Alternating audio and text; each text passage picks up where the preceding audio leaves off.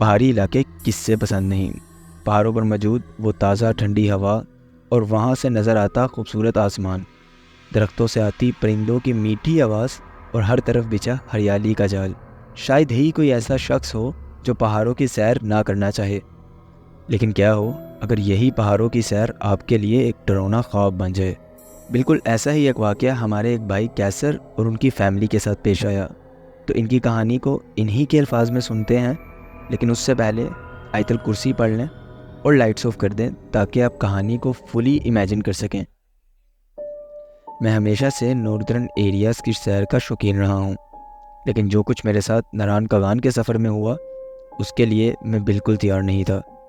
ہم نے اس جگہ کے بارے میں بہت کچھ سن رکھا تھا کہ پہاڑ آسمان کو چھوتے ہیں اور جھیلیں ایسی خوبصورت ہیں جیسے خوابوں میں ہوں۔ اسی لیے جب موقع ملا تو میں نے اپنی بیوی اور اپنے دونوں بچوں کے ساتھ وہاں جانے کا فیصلہ کیا۔ ہمارا پہلا دن تو سفر میں گزرا۔ راستہ بہت لمبا تھا۔ جیسے جیسے ہم پہاڑوں میں آگے بڑھتے گئے، ہوا ٹھنڈی اور تیز ہوتی جا رہی تھی اور درختوں کی خوشبو ہر جگہ کو مہکا رہی تھی۔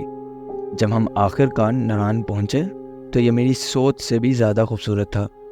ہم نے وقت ضائع کیے بغیر سیف الملوک جھیل کا رخ کیا۔ اگر آپ نے کبھی اس جھیل کی تصویر دیکھی ہو تو وہ تصویر کبھی بھی اس کی اصل خوبصورتی کا اندازہ نہیں دے سکتی۔ جھیل کا پانی اس قدر سبز تھا جیسے اندر سے جھیل چمک رہی ہو۔ یہ بہت خوبصورت تھی، لیکن یہاں سے چیزیں عجیب ہونے لگیں۔ مجھے معلوم نہیں تھا کہ کیا، لیکن اس جگہ کچھ عجیب تھا جو مجھے محسوس ہو رہا تھا۔ شاید یہ صرف لوگوں کی باتوں کی وجہ سے تھا جو وہ جھیل کے بارے میں کر رہے تھے، جیسے وہ اسے ڈر رہے ہوں۔ انہوں نے کہا کہ جب رات ہوتی ہے تو جھیل کی روحیں جاگ جاتی ہیں، خاص طور پر جب ہوا میں ہلکی آوازیں آنے لگتی ہیں۔ ہم سب نے اس بات کو ہنس کر ٹال دیا، یہ سوچتے ہوئے کہ آخر کار یہ صرف کہانیاں ہیں۔ پورے دن کے سفر کے بعد ہم کافی تھک چکے تھے اور ہمارے آرام کرنے اور رکنے کے لیے ہم نے ایک چھوٹی سی پرانی مگر پرسکون سی جگہ چنی تھی جو ناران سے ذرا دور درختوں کے درمیان تھی۔ دیکھنے میں یہ جگہ بالکل سادی سی لگتی تھی، لیکن اتنی آرام دہ اور خوبصورت کہ ان لگژری ہاؤسز سے زیادہ بہتر تھی جو شہر میں موجود ہیں۔ اس گیسٹ ہاؤس کا مالک ایک بزرگ شخص تھا، شاید 70 کے قریب کا۔ انہوں نے ہمیں پرخلوص انداز میں خوش آمدید کہا اور کمرے کی چابیاں ہمارے حوالے کر دیں، لیکن مجھے محسوس ہوا کہ وہ کچھ چھپا رہے ہیں۔ میں اسے صرف اپنا ایک وہم سمجھ کر اگنور کر دیا۔ ان کی چابیاں ہمیں پکڑانے کے بعد ہم کمرے میں داخل ہو گئے۔ جب ہم اپنا سامان کھول رہے تھے تو میرے بیٹے علی کو ایک پرانی پھٹی ہوئی ڈائری بیڈ کے قریب ایک ڈرور سے ملی۔ میں جانتا تھا کہ یہ غلط ہے، لیکن اس سوچ نے کہ اس ڈائری میں ایسا کیا لکھا ہے مجھے مجبور کر دیا کہ میں اسے پڑھوں، اور آخر میں نے اسے پڑھنا شروع کر دیا۔ اس ڈائری پر موجود لکھائی بہت بری تھی۔ اس پر موجود ہر صفحے پر اس علاقے کے عجیب و غریب واقعات کا ذکر تھا، جنگل سے آتی روشنی کا ذکر، کسی کے بات کرنے کی آوازوں کا ذکر اور کالے سائے کا۔ آخری پیج پر صرف یہ لکھا تھا کہ مجھے سن لینا چاہیے تھا۔ میں عام طور پر اتنی جلدی نہیں گھبراتا، لیکن اس ڈائری نے مجھے بے چین کر دیا۔ میری بیوی نے اسے ہنس کر ٹال دیا اور کہا کہ شاید یہ کسی کا مذاق ہو۔ ہم تھکاوٹ سے چور تھے، تو میں نے بھی اس ڈائری کو بلا کر سونے کی جلدی کی۔ لیکن اس رات جب ہم سو رہے تھے تو ہوا اچانک تیز ہونے لگی اور ساتھ ہی کچھ آوازیں سنائی دینے لگیں۔ آواز زیادہ بلند نہیں تھی، ایسا لگ رہا تھا جیسے کوئی بہت دور کھڑا آپس میں باتیں کر رہا ہو۔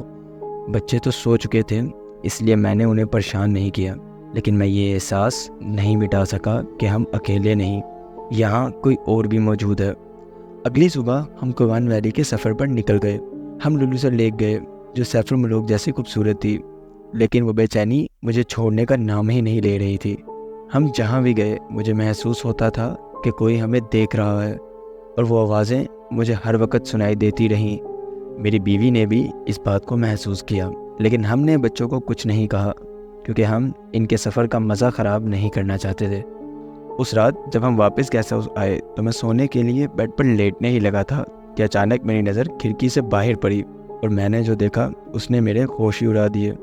وہاں جنگل کے کنارے پر ایک سایہ تھا، ایک شکل جو وہاں خاموشی سے کھڑی تھی، جو بہت دور تھی، اس لیے میں اسے کلیئرلی دیکھ نہیں سکا۔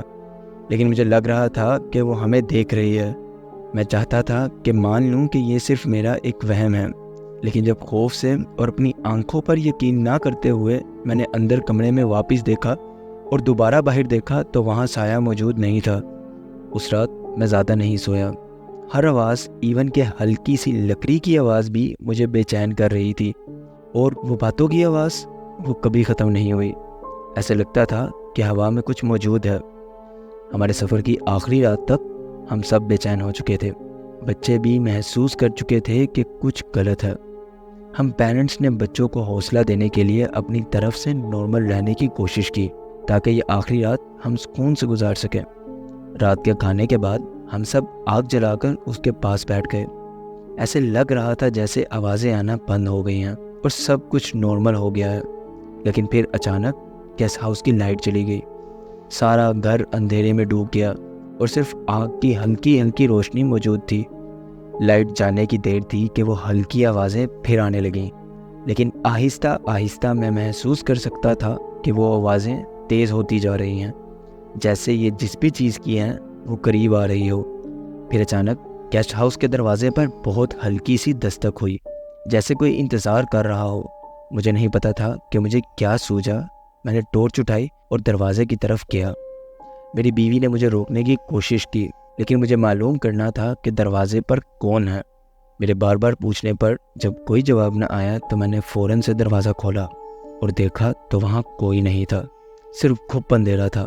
لیکن جب میں باہر قدم رکھا تو وہ سایہ مجھے پھر نظر آیا، لیکن اس بار وہ بہت قریب تھا۔ گیسٹ ہاؤس کے بالکل سامنے کے درخت کے پیچھے کھڑا تھا۔ اب میں اسے زیادہ واضح دیکھ سکتا تھا۔ عام انسان سے لمبا اور کافی چوڑا، اس کی سرخ آنکھیں اندھیرے میں چمک رہی تھیں۔ اچانک وہ میری طرف بھاگنے لگا۔ میں نے دروازہ زور سے بند کیا اور اندر کی طرف تالا لگا دیا۔ میں بھاگتا ہوا اندر کے کمرے میں اپنی فیملی کے پاس چلا گیا۔